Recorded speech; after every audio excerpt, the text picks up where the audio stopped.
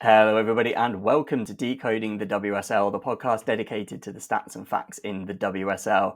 We are coming to you 12 times throughout the month of August, which we're coming to the end of now, but 12 times because it's 12 episodes, one for each WSL team, and we'll be giving you a preview for each of those.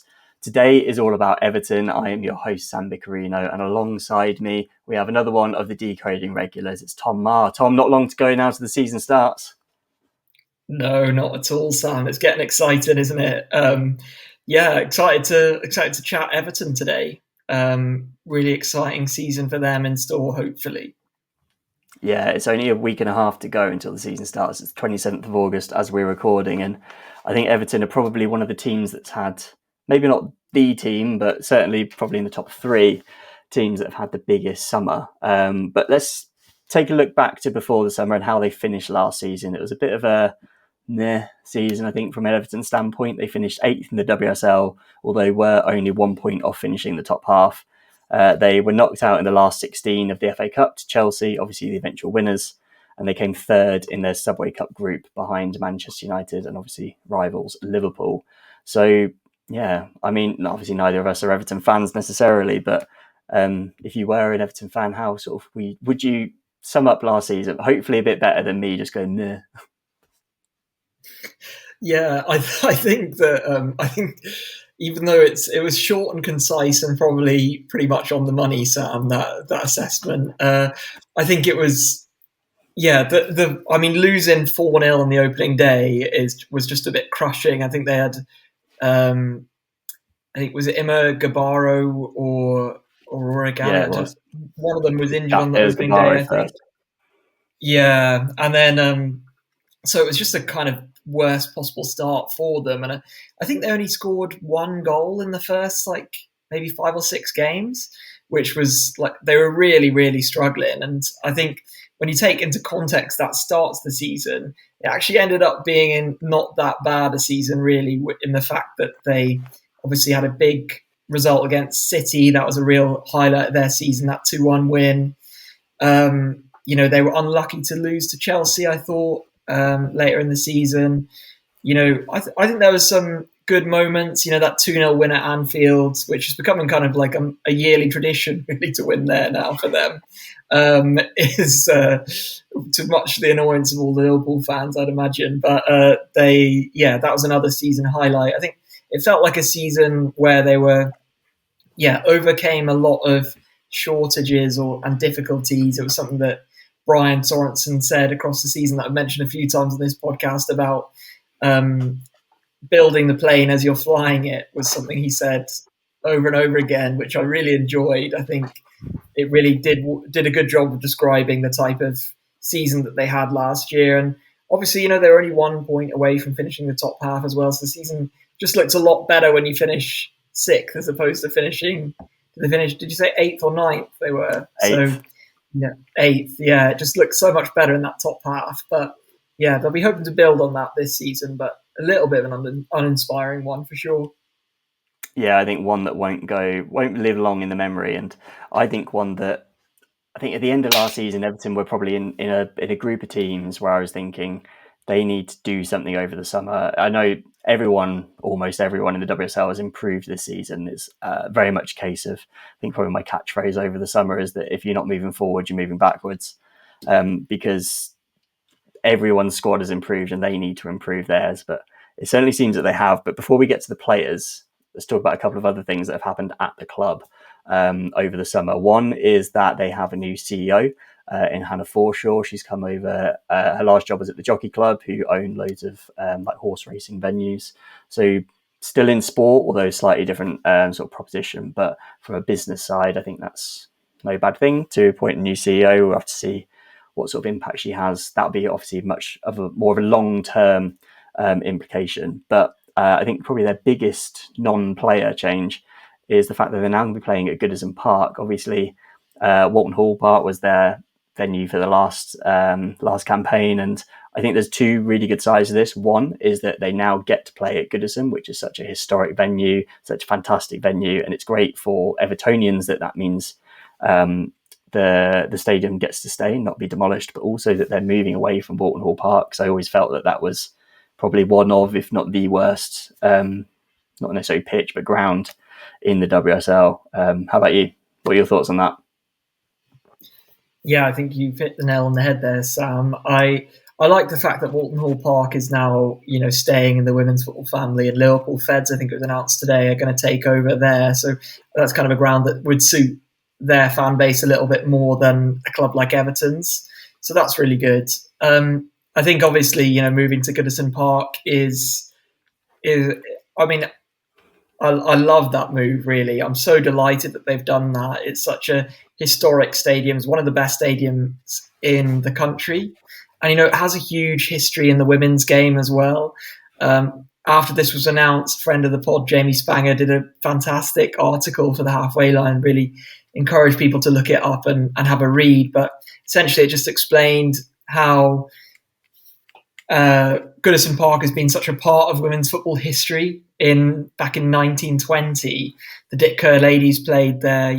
Players like Lily Parr, Alice Kell, their captain Florrie Redford.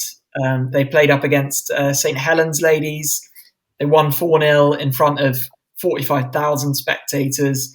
They earned over £3,000 that day, which, due to inflation, is equivalent to £130,000 in 2025 for Servicemen's Benevolency Fund. The game was attended by the Lord Mayor of Liverpool. All these really exciting things, and obviously that, we won't go into too much detail about why that helped lead to the women's game getting banned in the country. But obviously that was the FA's decision later that year that FA affiliated stadiums couldn't be used to host women's football, and then we went on that 50-year ban. So such a rich history in that stadium for women's football. And so to be able to have that continue to grow in the game, to continue to grow with the women's game, I think is so exciting. And one of my favorite things after that announcement that I saw was, I don't know if you saw this, Sam, that little video of 5-year-old Everton fan Ava, who was crying because she thought that it was going to be demolished. And then she found out that it wasn't going to be demolished and the women's team were going to play there.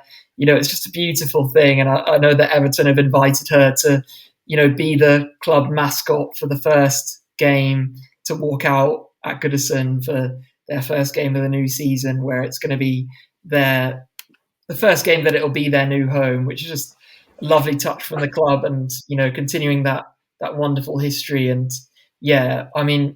I'm really excited to go and watch football there as well. And it's also just a really smart move as far as like getting people involved in the women's game, getting people involved in, if you're a men's fan, haven't been interested in the women's game, you might just want to go down and experience that Goodison atmosphere, sit in your season ticket that you had for years, and, enjoy a game of football. And I think that's, at the end of the day, that's what it's all about. So, and I imagine that a lot of people will end up loving the women's game in that way too. So really, really exciting change and move from the club. Yeah, definitely agree. It's definitely a positive. I think Goodison's it's such an iconic venue in English football for a lot of reasons. Obviously, especially for the men's side. But there was obviously it was planned to get demolished initially, but probably partly because the women's team have maybe been under a new CEO, maybe have the extra sort of, kind of word is sort of like potential within the club and the aspirations to go further. They're actually saying, you know what, let's give the women somewhere they deserve to play in, quite frankly, because Goodison's a fantastic stadium and much of an upgrade on Walton Hall Park. And fingers crossed, like you say, over time, maybe some of the old men's season ticket holders might come back, go watch a game there. It certainly gives that opportunity to get more people into the game. I think it just looks great from the optics as well. Like if I was a men's football fan that lives in Liverpool that didn't really know that much about the women's game, I'm much more likely to go watch a game at Goodison than I am a game at Walton Hall Park. Absolutely. So and fantastic that other clubs have obviously done the same sort of thing as well, moving away as much as possible into those bigger stadiums. Let's have a look at the players and how much that has changed, because there has been quite a lot of change at Everton actually over the summer. Some players that have been quite important, and some players that may become quite important, and some less important. But I'll read out the list firstly of the players that have left the club this summer, because there are some big names in here. So Vitriki Sarri has gone to Birmingham. Sarah Holmgard to Real Madrid is probably the highest profile one. Heather Payne has remained in the WSL with Leicester. Then we've got Justin Van Havermate, Lauren Thomas, Maren Mjelde, Rika Madsen, and Caroline Olsen that have all moved into other leagues, and some of those abroad as well. And then Melissa Lawley has gone on loan to Burnley, although now not reuniting with her old managers. We found out today Matt Beard has left, but we'll save that for another day. Of those players that I've read out there, is there anyone in particular? I think Sarah Holmgard is probably the main one, but is there anyone that you particularly want to focus on? Yeah, I agree. I think there's three names that really stand out to me. And, by the end of the season, there's probably four names that were starting every game for Everton. You've got Sarah Holmgard, Heather Payne, Justin Van Avermaet, and Maren Mjelde. I think the first three are the ones that I'm going to focus on here. I think, obviously, Sarah Holmgard is a huge miss for them. She was one of the best players in the league, not just for Everton last season. She was also had the most goal involvements of any player, in the league for Everton, or level with Katja Snois, I think. But she's a big miss. And, Heather Payne is obviously the starting fullback on the other side of the pitch, so that's a real change for the side, because they were the two players who made the most tackles for Everton last season. Payne made the most blocks, and, as we know, with Sarah Holmgard, she's so effective in that in the attacking areas of the pitch. A fantastic player, and obviously, you've got Justin Van Avermaet, who's going to be a big miss for them too. She won 46 aerial duels in the league last season. That's more than double of any other Everton player. I was surprised by her moving on, I must say, especially to a championship club in Crystal Palace. So I think those three are probably the standouts, with Sarah Holmgard probably, and Heather Payne, to be honest, because I think maybe this gone under the radar, and Heather Payne leaving, she was their Young Player of the Year only a couple of seasons ago. I think she's a really exciting player, a player that never stops running for you. I think really important in the WSL. She's had a few seasons under her belt now. And I think both of them are going to be big misses. And Sarah Holmgard obviously left her sister, identical twin, Karen Holmgard. We were having a little bit of a joke off camera earlier about Real Madrid doing the right thing and picking up Karen Holmgard soon as well, or giving Sarah back to Everton. One of the two will work. We were saying that they've only ever actually had 4 months away from each other in their careers. And that was when Sarah Holmgard went on loan from Everton to Fortuna Hering when she just joined. So, we're going to need those twins back together, I think. Yeah, Real Madrid, do the right thing. I think, like you say, I think Heather Payne's one of the more interesting one of those, because she's the only one that's gone to another WSL club, and to be honest, another club that she's going to strengthen in Leicester City. Sarah Holmgard, I've got a few numbers on her. You mentioned about how many tackles she won. She actually made the sixth most in the WSL last season. 12 goal involvements for Everton just in the WSL over the last 2 seasons. And on FBref, they've got a very handy sort of graphic where they'll compare a player to everyone else in their position in the top 9 leagues worldwide. In the last 365 days, she is in sort of the top 10% for goal creating actions, dribblers tackled, tackles won, shot creating actions from dead balls, aerial duels won, tackles, goals and assists, so goal involvements, clearances, and in the top 1% for overachieving her XG. So a variety of things there. It's creative, it's defensive, it's goal scoring, and it's a player that they have unfortunately kind of had to let go, because even in the women's game, when Real Madrid come knocking, I guess players don't really want to let that go. But they've done a good job with replacing her, because they have brought in, quite a few players over the summer, actually. And I think probably a similar level of quantity and quality. So I'll just go through the players quickly. You've got Maz Pacheco coming in from Aston Villa, a player that many of you listening will probably be familiar with. Yuka Mimiki as well from Leicester City, another WSL player. Then they've made Martina Fernandez, her loan last season has become permanent. She has moved from Barcelona to Everton permanently. And then elsewhere around the world, Rosa van Gool's coming from Ajax, Ornella Vinola from Granada, Rion Ishikawa from Aurora Diamonds, and Hikaru Kitagawa from BK Hacken. And do you know what? As I was reading through that, I was thinking I really should practice these pronunciations beforehand. So apologies if I've got any of those wrong.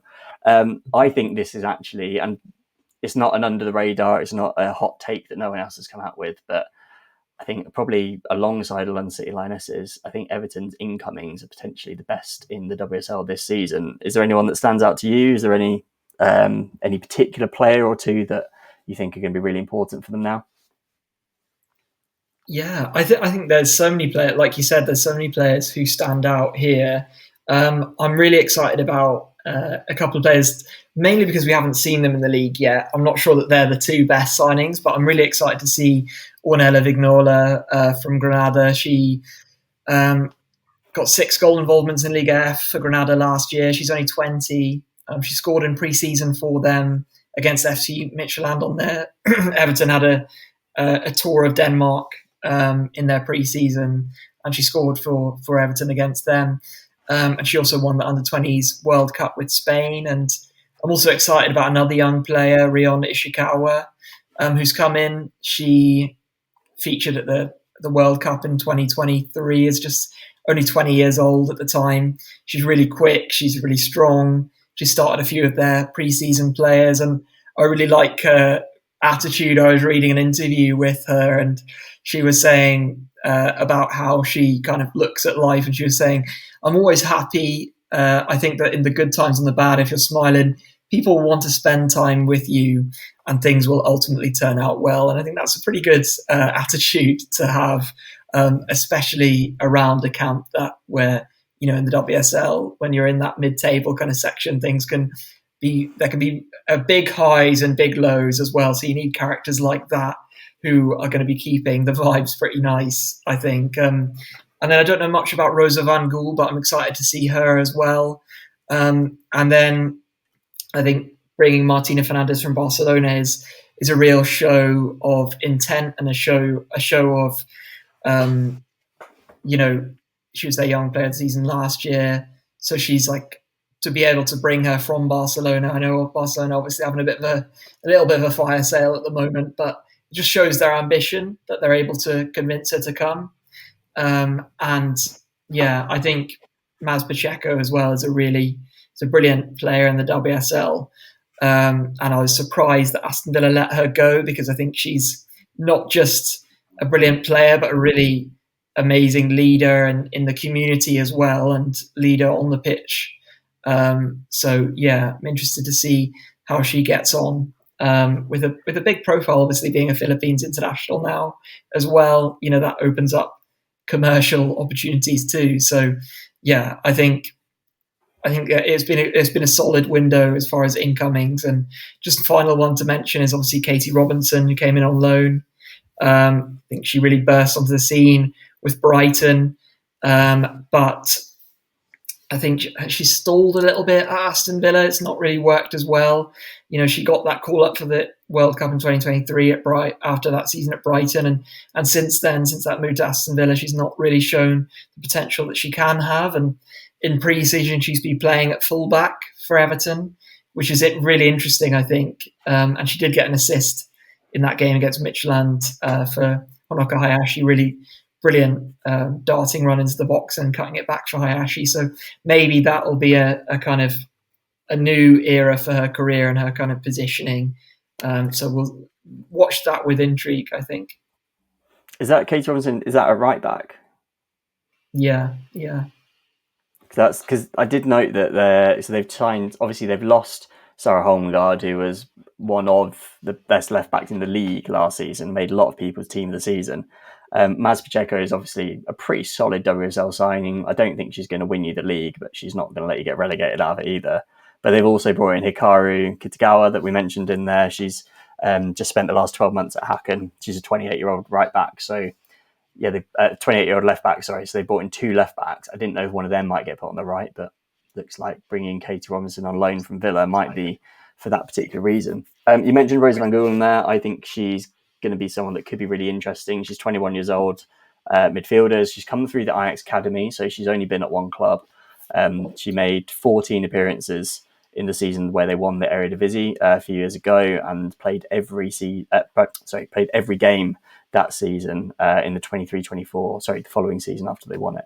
So she's obviously a player that's got a lot of experience there. You know, she's playing every match of a season at age, what would she have been, 19 at the time. She must be pretty good. Hopefully she can bring that to the WSL. Obviously the Dutch league isn't quite as big as the WSL. There's not really much data available. So other than basic things, goals, assists, appearances, we can't really find out too much about her. So we'll have to wait and see.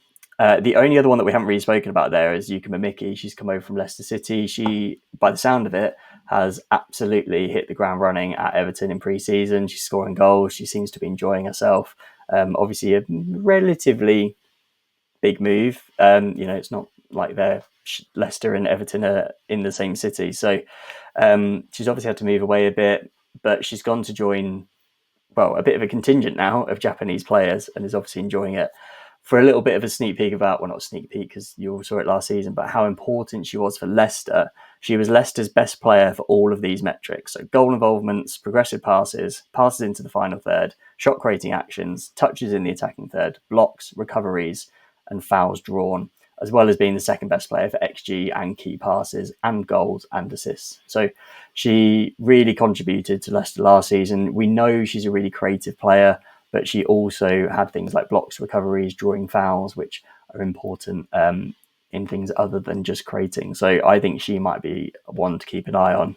And I'll come back to her later because I'm going to talk about her again a bit. But quickly, I'll just look over the players that got new contracts this season as well.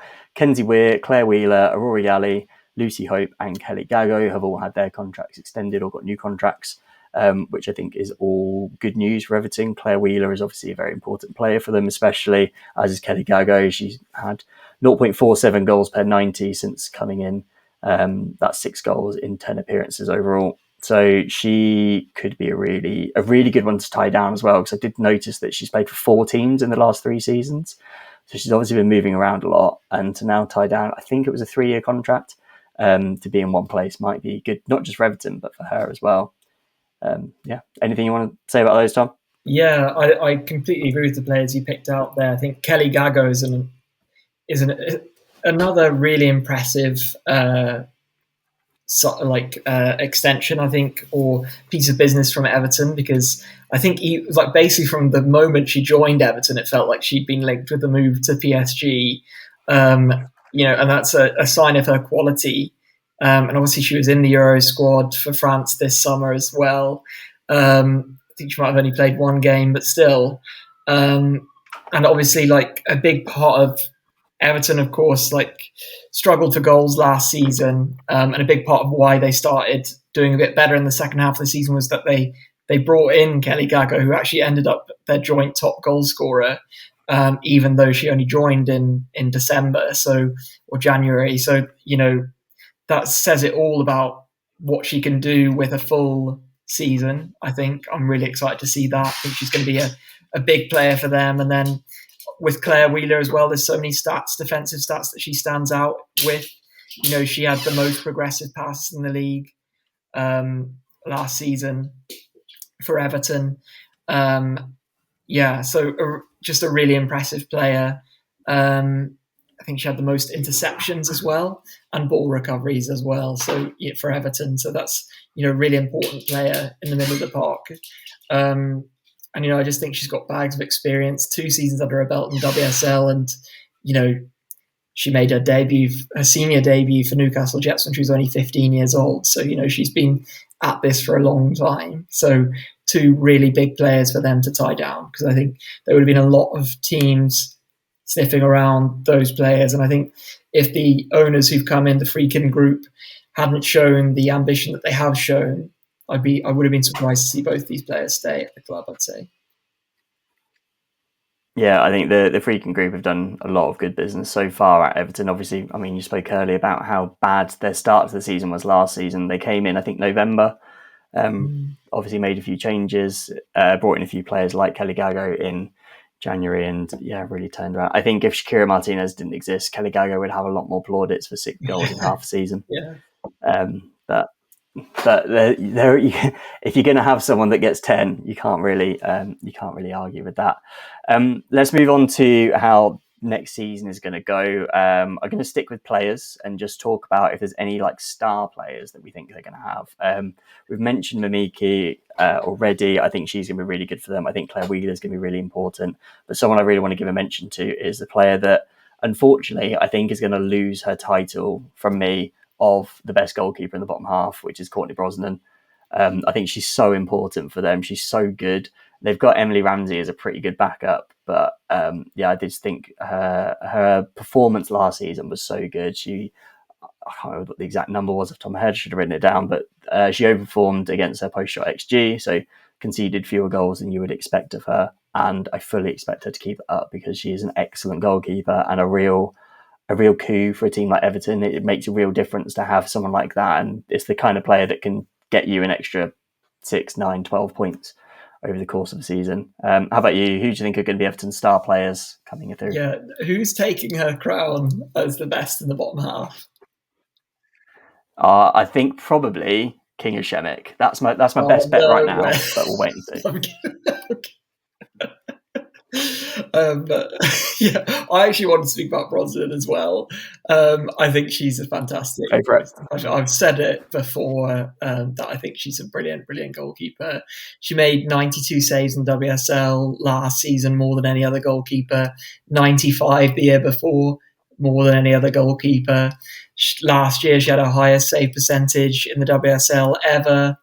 And I think she's also a big leader in the team too. She, partially took over as captain in that leadership group after Megan Finnegan became injured, and she also captained Ireland for the first time over the summer in the USA. And I actually spoke to her earlier this summer about their new season and what Everton can kind of look at working on. And they were Brosnan was kind of telling me that it's really important to form those relationships with new players because they have such a clear style under Brian Sorensen that they could get up to speed as quickly as possible.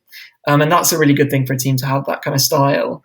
And I think she also expressed a lot of excitement about Goodison, that the team were excited about telling their own story, writing their own history, which I think, that's the type of thing that will give you goosebumps going into a game at Goodison. And yeah, I suppose I also wanted to mention Honoka Hayashi because she was so big for them last season. She stood up when they needed her. I think one of the moments I really can remember Everton being a bit worried for Everton was when they went 1-0 down to Palace early in the season. And I think at that time I was thinking, they haven't really had many goal scorers. I'd be worried that they'd lose this one now. They've gone a goal down. But it was Hayashi who came back and scored that goal. And that wasn't the only time that she kind of made the difference for them last season. And I think maybe the last one I wanted to mention as well is Megan Finnegan, the club captain. I think she's still out with an ACL injury, but that was from January last year. So hopefully they'll see her again this season.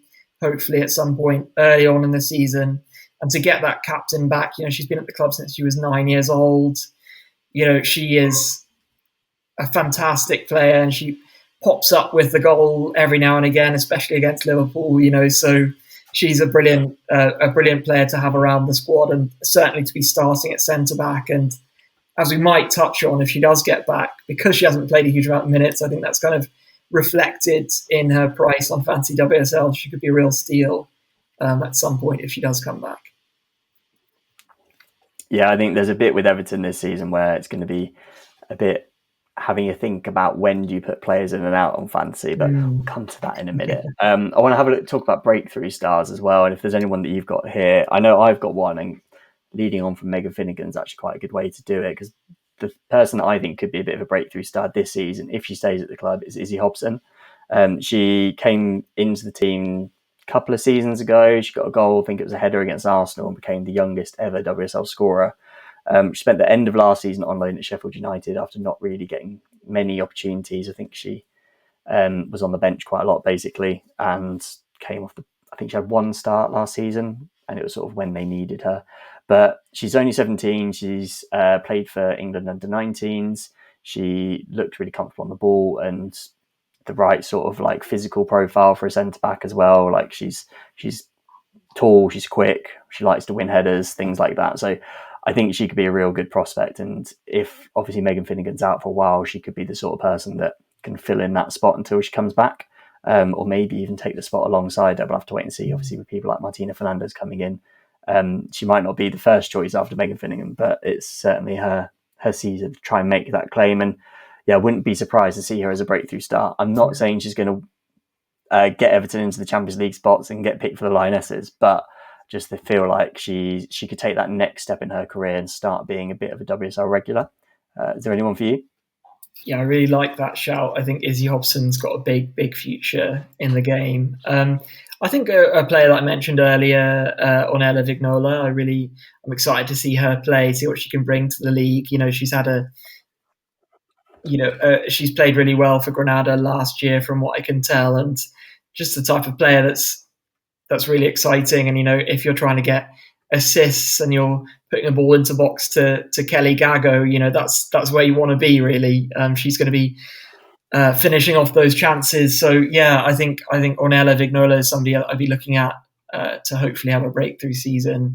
I think Martina Fernandez is going to be brilliant, but obviously as their young player of the season last year, I don't think I'll get away with picking her as a breakthrough star. Yeah, she's already broken through. She's already in everyone's thoughts.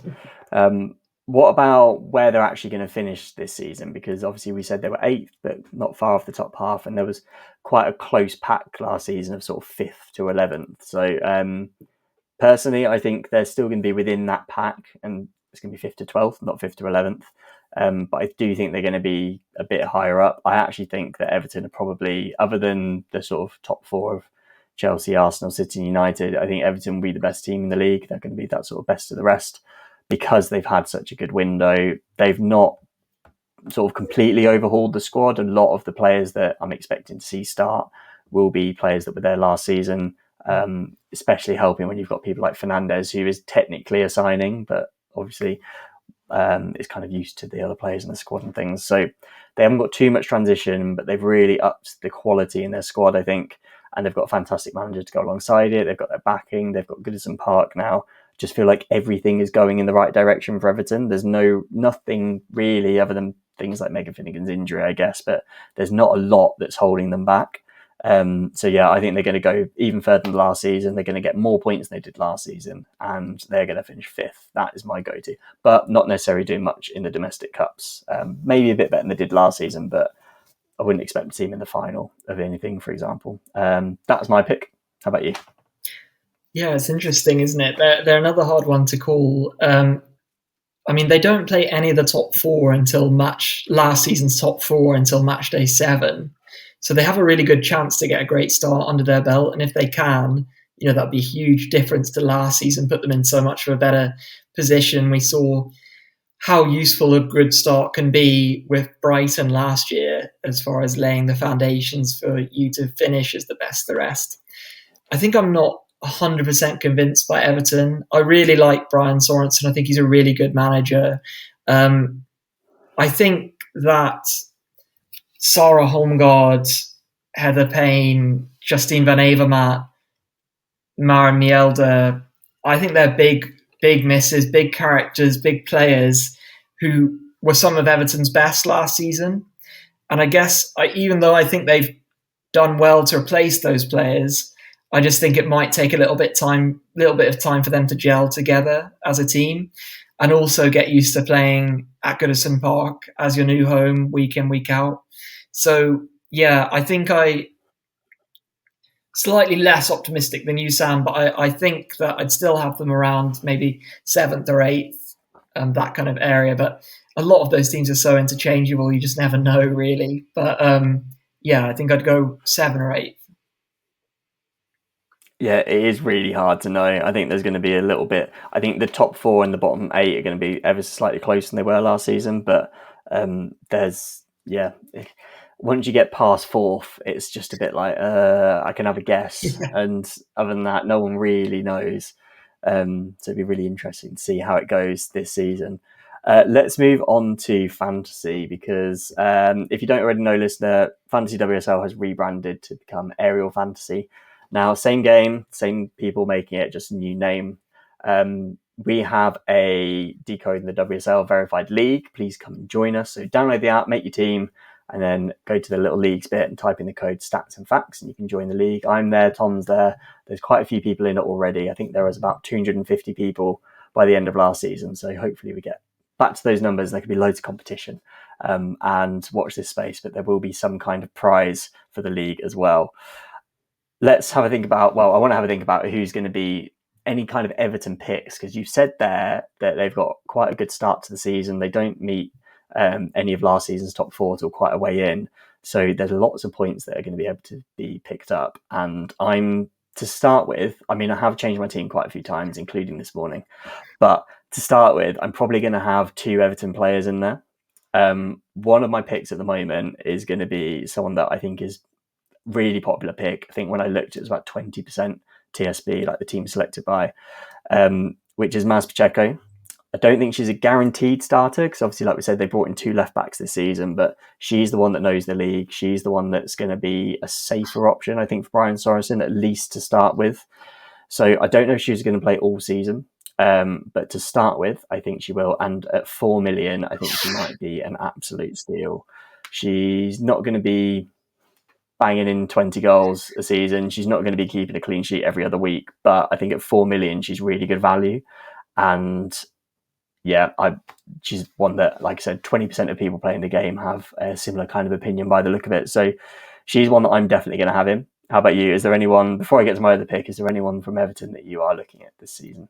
Yeah, I think I'm not sure there's any must-haves with Everton, but yeah, with that good start to the season, they're very tempting. I feel like Megan Finnegan, like I mentioned earlier, is 4.5 million. If she comes back and is fit, she's probably going to play every game. She's club captain. She's dangerous from set pieces as well. So she's something I'll definitely be looking at. Also, Honoka Hayashi has had a bit of a price bump, understandably, because she did so well last year. But 7 million, I think, still isn't a huge amount of money given her output if she can continue that. And she scored in pre-season as well. So she's got, she's doing well. And then I say Aurora Gali as well. I want to keep an eye on these as the preseason develops, whether she's playing. But 4.5 million, she's got a high ceiling. They've got, I think it might be their last preseason game against Juventus on Saturday at Goodison Park. So I'll definitely be looking at the starting lineup there to kind of, and hopefully that'll give us some ideas of who might get the nod. Yeah, my sort of go-to with fantasy, I do this with the Premier League one as well, that if a player has started the last 2 friendlies, they're pretty much dead cert to start the first game of the season, unless something happens, there's a big transfer or an injury or something. Normally they're pretty nailed on. So yeah, I'm going to be keeping an eye. And I know that after this weekend, I'm definitely going to be looking at sort of the teams that I know that I want to put in. So I want to put some Arsenal players in. I want to put some Man United players in. I want to put some Everton players in.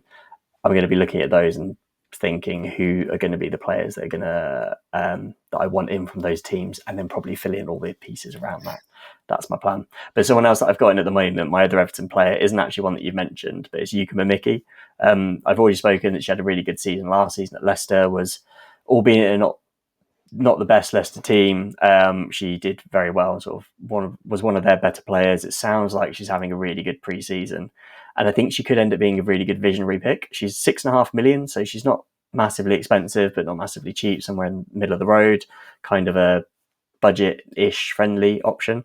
But she's only selected by, or when I put her in this morning, 0.79% of people, which obviously is far below that 2%.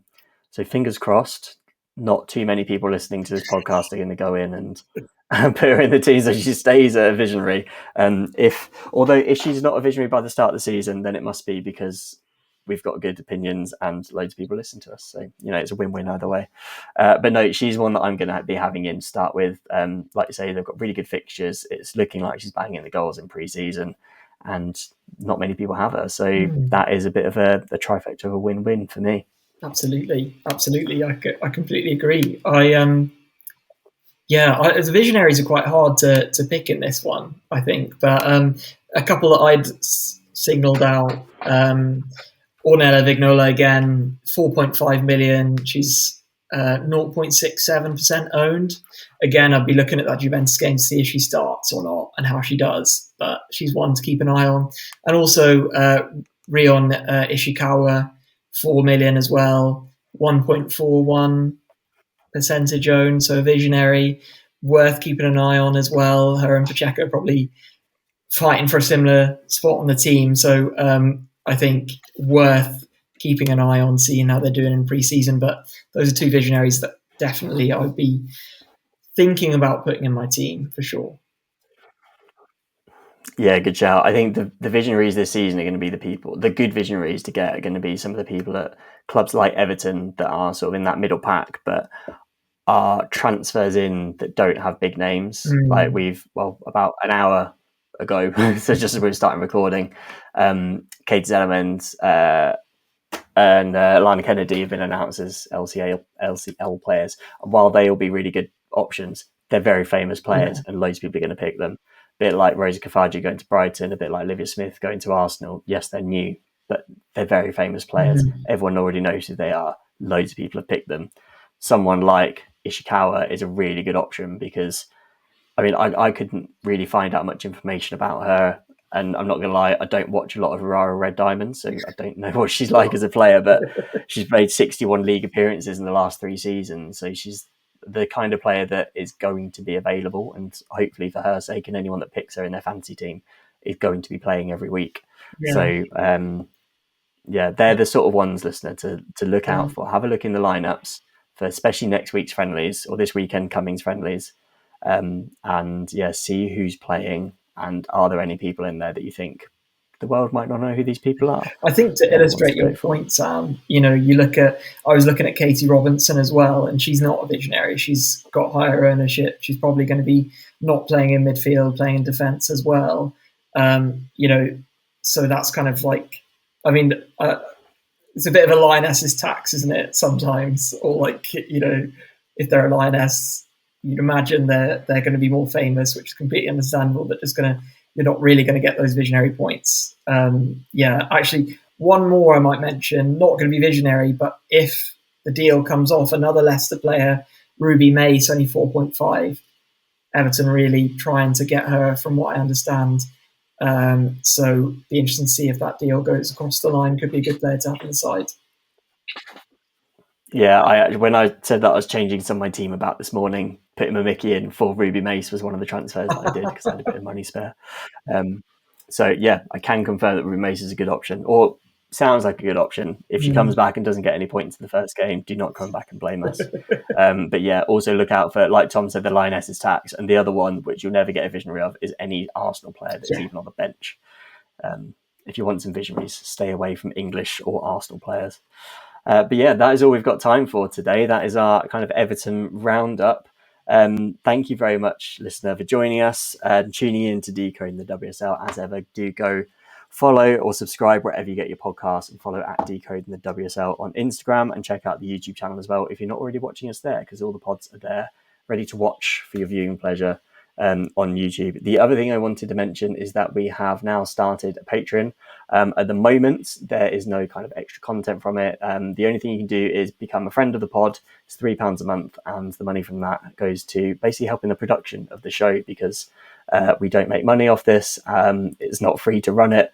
So the more friends of the pod we can get, the better the production can be, the more pods we can give you, that kind of stuff. And any money that we make from that is not going to go into my pocket. It's going to go back into the podcast. So don't worry. Anything that you give is sort of for your own viewing and listening pleasure. There will be in the future some extra bits added in as well, sort of extra pieces of content that will be on the Patreon, but we'll cross that bridge when we come to it. Other than that, that is us for today. Thank you very much, Tom, for joining me. My pleasure, Sam. See you again soon. Yeah, see you again soon. This will be the last one. Well, the last one we're recording anyway. I'm not 100% sure what order I'm going to post these in, but the last one we're recording before our like game week 1 preview and fantasy preview that will be out next week as we record, so the week running up to the first WSL game. So if you're not already subscribed, etc., do make sure you are so you don't miss an episode. Thank you for joining us today, and we'll see you then.